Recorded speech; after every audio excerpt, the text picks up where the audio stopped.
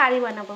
দেখো যে অমলেটটা আমার ভাজা হয়ে গেছে, একটু আগে থেকে ভেজে ভুলে গেছি। যেখানে আমি পেঁয়াজটা ভেজে নিয়েছি, মশলাও দিয়ে দিয়েছি, এখন এটাকে কষিয়ে নিব।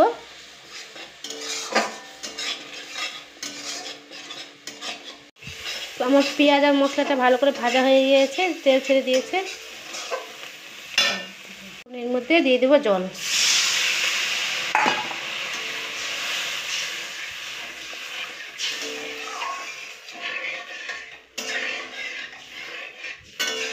ফুটে উঠলে তারপর ডিমের আমলেটগুলো দিয়ে দেবো। কী কী রান্না করেছি চলো তোমাদেরকে দেখিয়ে দিই। এটা হচ্ছে সব মিশানো শাক, ডাঁটা শাক, লাল ডাঁটা সব দিয়ে মিশানো শাক আছে এখানে। এটা হচ্ছে সোয়াবিন পটল আলু দিয়ে তরকারি, এটা হচ্ছে মুগ ডাল, আর এখানে হচ্ছে ঢ্যাঁড়স ভাজা।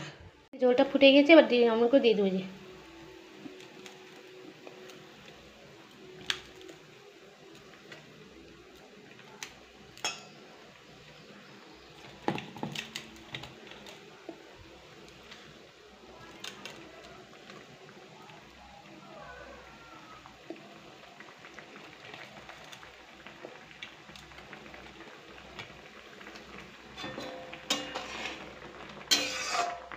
এগুলো এখন আস্তে আস্তে একটু ফুটবে, তারপর নামিয়ে নেব।